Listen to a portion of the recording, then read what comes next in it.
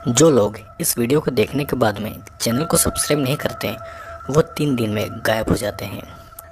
दोस्तों, आज मैं जिस मूवी को एक्सप्लेन करने वाला हूँ, इस मूवी का नाम है स्कार। ये मूवी 2007 में रिलीज़ हुई थी और ये एक बहुत ही स्लैशर मूवी है। इस मूवी के एंड में कुछ ऐसा होता है जिसके बारे में आपने बिल्कुल भी नहीं सोचा होगा। तो मैं आपसे रिक्वेस्ट करूँगा कि वीडियो को एंड तक ज़रूर देखना।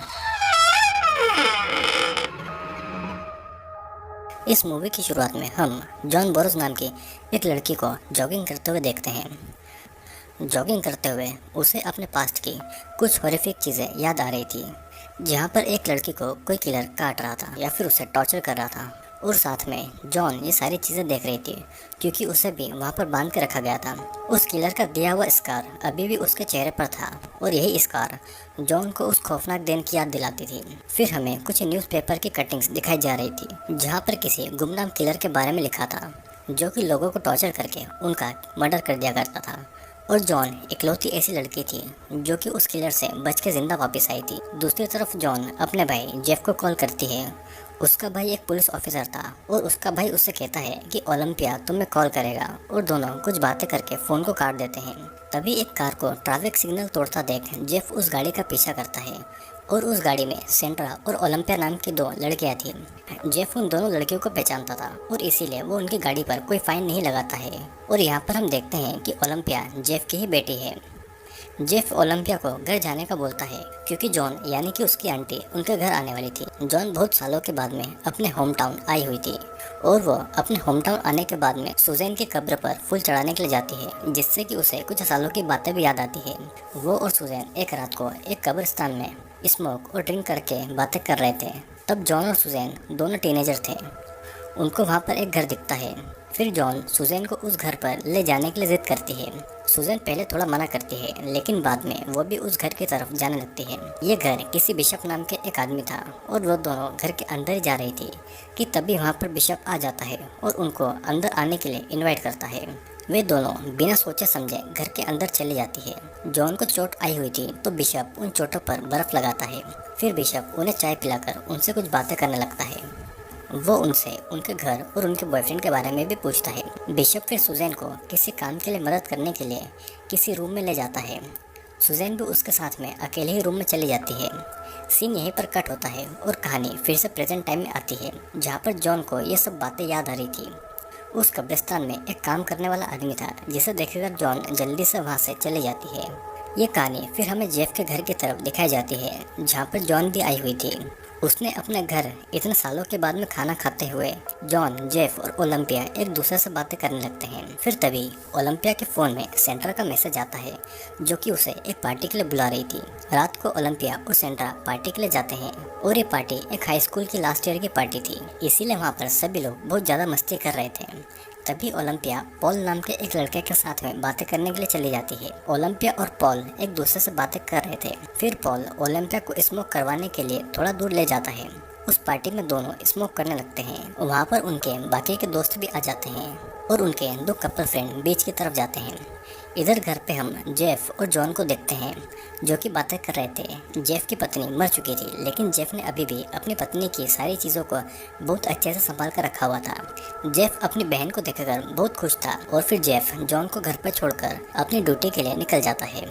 जॉन को फिर से वही सारी बातें, वही टॉर्चर याद आ रहे थे। हम फिर से फ्लैशबैक को देखते हैं जहाँ पर सुजैन के बिशप के साथ एक अलग रूम जाने के बाद में जॉन वहाँ की चीज़ों को देखने लगती है। तभी वहाँ पर बिशप आ जाता है। वो जॉन के पैर में पट्टे करते करते उससे कहता है कि तुम्हारी फ्रेंड दूसरे रूम में एंटीक सामान को देख रही है। बिशप और जॉन फिर से बातें करने लगते हैं। फिर बातें करते करते वो और जॉन एक दूसरे को किस करने ही वाले थे कि तभी बिशप किस नहीं करता। बिशप अचानक से क्लोरोफॉर्म लेकर जॉन को बेहोश कर देता है। कहानी फिर से प्रेजेंट टाइम में आती है, जहाँ पर हावर्ड और अप्रैल नाम के वही दोनों कपल जंगल में इंटीमेट होने के लिए जाते हैं। लेकिन इंटीमेट होने से पहले हावर्ड पानी में नहाने जाता है और उसकी गर्लफ्रेंड अप्रैल अपने कपड़े उतारकर उसे अपने पास बुलाने लगती है। फिर हावर्ड उसे अपने कपड़े पहनने को कहता है। हावर्ड को अप्रैल इंटीमेट होने के लिए बुला रही थी क्योंकि उसे अपने हाई स्कूल के पहले अपनी वर्जिनिटी लूज करनी थी। हावर्ड अभी भी पानी से बाहर नहीं आता और इसीलिए वो गुस्से में वहाँ से चली जाती है। हावर्ड अप्रैल को बुलाता है, लेकिन उसका कोई जवाब नहीं आता। वो अप्रैल को बुलाने के लिए उस कार के पास में जाता है, लेकिन वो कार में भी नहीं थी। अब फिर अगले सुबह हम एक फिशिंग कंपटीशन को देखते हैं, जहाँ पर वे सारे हाई स्कूल के स्टूडेंट्स आए हुए थे। वहाँ पर ओलंपिया, पॉल और सेंड्रा भी आई हुई थी, लेकिन वहाँ पर उन्हें अप्रैल और हावर्ड दोनों नहीं दिखाई दे रहे थे। वे लोग बातें कर ही रहे थे कि तभी वहाँ जेफ और जॉन भी आ जाते हैं कंपटीशन को देखने के लिए। पॉल उन्हें अपने डैड से ही मिलवाता है, जो कि एक ऑफिसर थे, और फिर तभी प्रिंसिपल कंपटीशन का विनर अनाउंस करती है। वे सभी काफी ज्यादा खुश थे, और इसके बाद में सभी हाई स्कूल के बच्चे लेक के अंदर उतर जाते हैं। वे सभी लेक के अंदर मस्ती कर रहे थे, और तभी अचानक से पॉल से एक डेथ बॉडी टकरा जाती है, और उसकी बॉडी पर हर जगह कटे हुए निशान लगे हुए थे। और तो और अप्रैल की बॉडी पर कोई भी कपड़ा नहीं था, मतलब कि उसकी पूरी बॉडी ही नेकेड थी। अब इस लाश को देखकर जॉन को फिर से फ्लैशबैक की बातें याद आने लगती है, जहाँ पर जॉन को वो किलर बिशप ने एक बेड पर बांध कर रखा हुआ था, और उस रूम में हर जगह सर्जरी का सामान भी रखा हुआ था। पास ही में सुजैन भी खून से लथपथ पड़ी हुई थी, जो कि दर्द में बहुत ज्यादा तड़प रही थी। वहाँ पर बिशप फिर एक लाश को लेकर आता है, और वो उस लाश के अंदर वैक्यूम क्लीनर डाल के उस लाश के अंदर का सारा मांस खींच रहा था। और ये सब जॉन और सुजैन देख रही थी। वो दोनों ये देखकर बहुत ज्यादा डर गई थी, और वे ये सोच रहे थे कि अब उनके साथ में क्या होगा। बिशप जॉन के पास आकर जॉन के फेस पर एक कट मारता है, जिससे कि जॉन दर्द से बहुत ज्यादा चिल्लाती है। सीन यहीं पर कट होता है, और कहानी फिर से प्रेजेंट टाइम में आ जाती है, जहाँ पर जॉन और जेफ घर में अप्रैल के मर्डर के बारे में बातें कर रहे थे। अप्रैल के बॉयफ्रेंड हॉवर्ड भी मिसिंग था, और फॉरेंसिक रिपोर्ट अभी भी नहीं आई थी। जॉन के मुताबिक तो ये एक मर्डर ही था, और ओलंपिया अपने फ्रेंड से मिलने का बोल के जॉन और जेफ को बाय बोलकर वहाँ से चली जाती है। ओलंपिया फिर पॉल के घर जाती है, और पॉल और ओलंपिया अप्रैल के मर्डर के बारे में बातें कर रहे थे। ओलंपिया पहली बार पॉल के घर आई थी, तो वो इसीलिए पॉल के रूम को देख रही थी। ओलंपिया को वहाँ पर ये पता चलता है कि पॉल की मॉम भी मर चुकी थी, और बातें करते करते दोनों एक दूसरे के बहुत ज़्यादा क्लोज आ जाते हैं। दोनों में फिर किस होती है। धीरे धीरे फिर पॉल ओलंपिया के कपड़े उतारने वाला था, लेकिन वो ऐसा करने से मना कर देती है। उसकी बॉडी पर स्कार्स यानी कि निशान थे, और इसीलिए वो कंफर्टेबल नहीं थी। पॉल भी उसे फिर अपनी बॉडी के स्कार के बारे में बताने लगता है। ओलंपिया पॉल को बाथरूम जाने को बोलती है, और पॉल उसे वहाँ जाने का रास्ता बता देता है। ओलंपिया जब बाथरूम जाती है तो वहाँ पर पॉल के फादर थे, जिसे देखकर ओलंपिया डर जाती है और वापस पॉल के पास आ जाती है। आने के बाद में वो उसे बाय बोलती है और वहाँ से चली जाती है। घर आने के बाद में ओलंपिया सेंड्रा को कॉल करती है। सेंड्रा के घर में उसके पेरेंट्स नहीं थे, तो उसने अपने बॉयफ्रेंड ब्रेंड को अपने घर पर बुला लिया था। दोनों थोड़ी देर फोन पर बात करते हैं, जिसके बाद में वो फोन कट कर देती है। सेंड्रा यहाँ पर अपने घर को साफ कर रही थी, और ब्रायन अप्रैल के मर्डर और हॉवर्ड के मिसिंग होने की बातें कर रहा था। ब्रायन बार बार ये बातें कर रहा था, तो सेंड्रा उस पर बहुत ज्यादा गुस्सा हो जाती है। ब्रायन उठकर फिर अंदर कमरे में चला जाता है, और सेंड्रा बाहर कचरा फेंकने जाती है।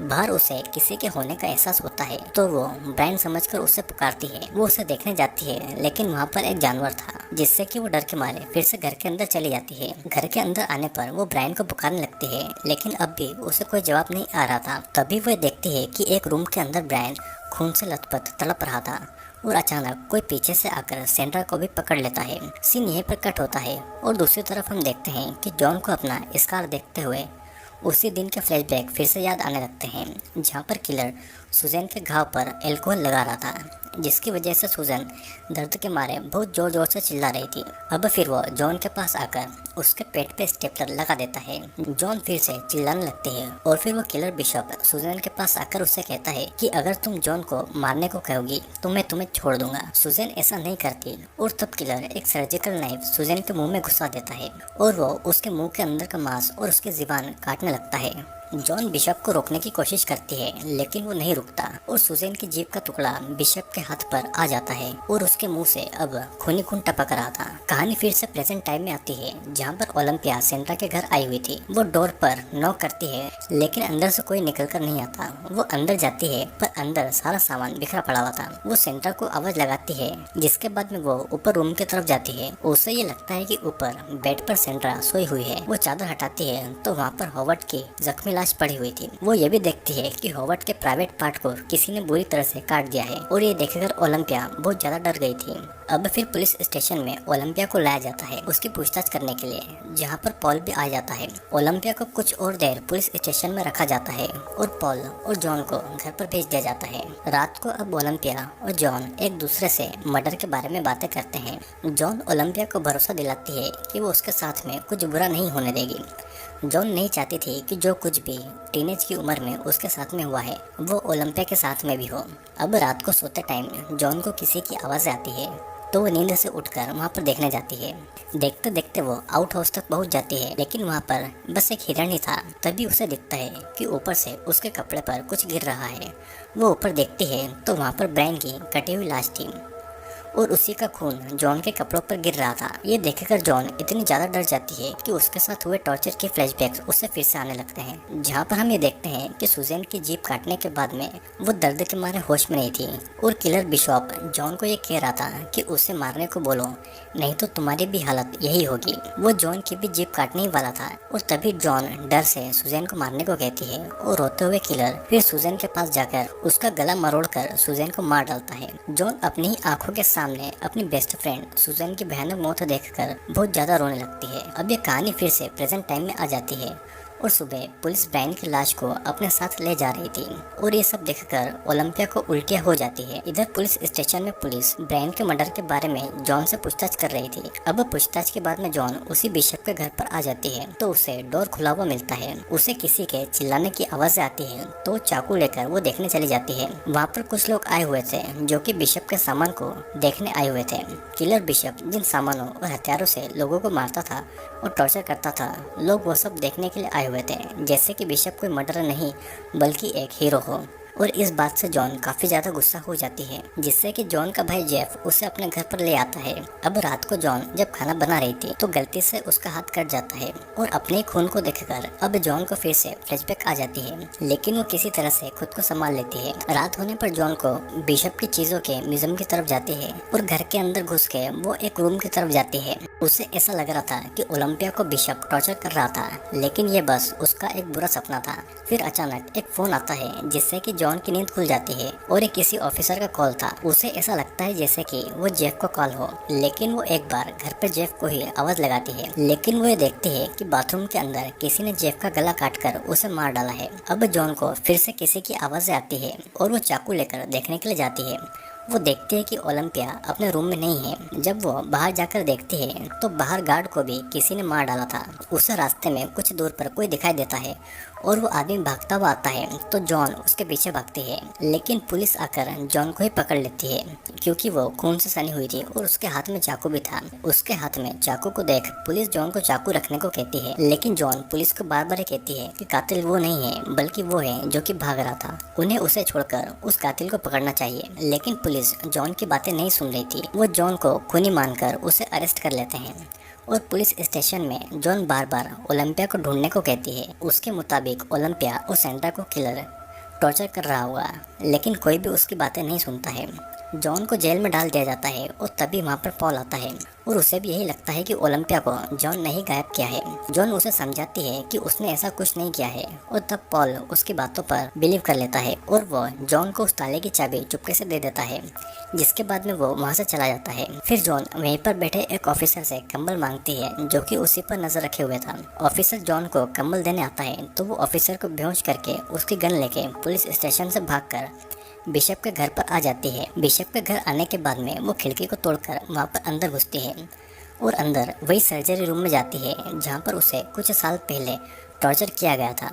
वहाँ पर उस म्यूजियम के ओनर की लाश पड़ी हुई थी जिसे किसी ने बुरी तरह से मार दिया था और ये सब देखकर जॉन को फिर से फ्लैशबैक आ जाते हैं। हम देखते हैं कि जब सुजैन मर चुकी थी तो जॉन खुद को बचाने के लिए धीरे धीरे अपने हाथ की रस्सी को एक ब्लेड से काट लिया था और बिशप का ध्यान उस पर नहीं था। जॉन फिर खुद को आजाद करने के बाद में चुपके से एक कांच की बोतल को अपने हाथ में लेती है और बिशप के सिर पर मार देती है। वो एक कांच के टुकड़े को बिशप को मारने वाली थी, लेकिन बिशप उसका हाथ पकड़ लेता है और वो जॉन का गला दबाने लगता है। जॉन फिर उसी वैक्यूम क्लीनर को बिशप के पेट में घुसाती है और बिशप के पेट का सारा मांस गलकर एक बोतल में चला जाता है। बिशप दर्द के मारे चिल्लाता है और तभी बिशप वहीं पर मारा जाता है और इसी तरह जॉन वहाँ से बचकर भाग निकलती है। अब प्रेजेंट टाइम में वो पूरे घर में बिशप को ढूंढ रही थी और उसे एक आदमी दिखाई देता है। वो उसका पीछा करके जंगल की तरफ जाती है और भागते भागते जॉन एक घर की तरफ आ जाती है तो वहाँ पर उसे एक बेसमेंट के अंदर जाने का डोर दिखाई देता है, जिससे कि वो नीचे जाती है तो वहाँ पर उसे ओलंपिया, पॉल और सेंट्रा मिलते हैं। जॉन ओलंपिया को खोलने ही वाली थी कि तो तभी पॉल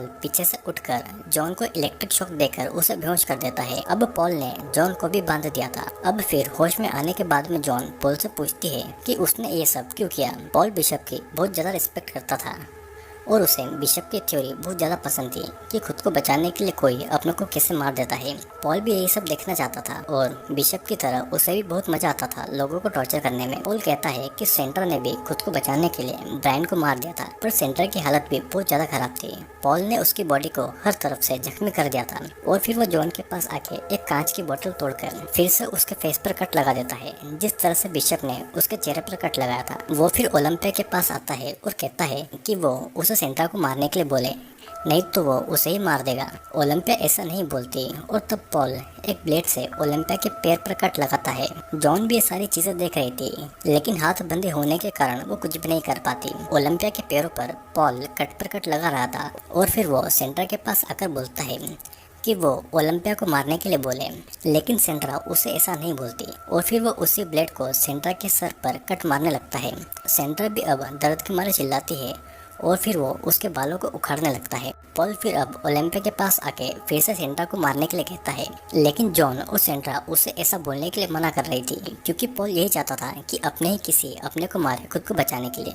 ओलंपिया नहीं बोलती है तो पॉल ओलंपिया के सर पर एक कट मारता है, जिससे कि वो दर्द सहन नहीं कर पाती और वो सेंट्रा को मारने के लिए कह देती है। ये सब सुनकर सेंट्रा बहुत ज्यादा रोती है कि उसकी फ्रेंड ओलंपिया ने उसे मारने के लिए बोल दिया। अब फिर पॉल एक सुपर ग्लू को सेंट्रा के मुंह में डालता है और उसके मुंह पर एक कपड़े को चिपका देता है, जिससे कि उसे अब सांस नहीं मिल पा रही थी और ऑक्सीजन की कमी की वजह से सेंट्रा वहीं पर मारी जाती है। पॉल फिर जॉन के पास आकर उसे इलेक्ट्रिक शॉक देता है और वो ऐसा जॉन के साथ में बार बार करता है। जॉन अपनी भतीजी ओलंपिया को बचाने के लिए खुद ये दर्द सहन कर रही थी। पॉल फिर ओलंपिया के पास आके अपनी आंट जॉन को मारने के लिए बोलता है, लेकिन ओलंपिया ऐसा नहीं बोलती। ओलंपिया की बेली पर लगी हुई रिंग को एक चाकू से उखाड़ देता है, जिससे कि ओलंपिया को बहुत ज्यादा दर्द होता है।